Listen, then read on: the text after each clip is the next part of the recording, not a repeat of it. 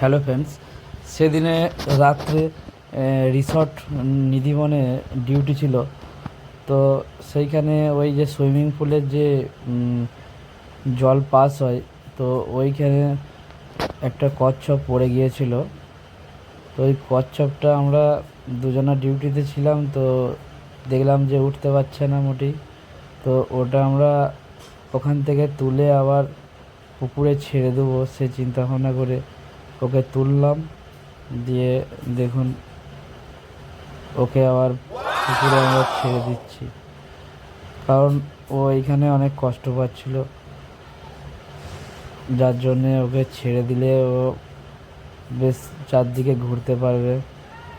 হ্যাঁ, তো তার জন্য ওকে আমরা ছেড়ে দিলাম।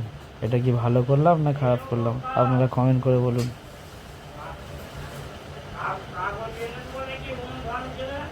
অনেকে এটা পেলে হয়তো নিয়ে অন্য কিছু চিন্তা ভাবনা করতো, কিন্তু আমরা সেসব কিছু করিনি।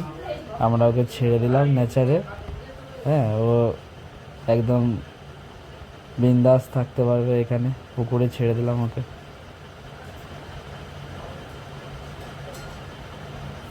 ঠিক আছে, দেখুন ভিডিওটা।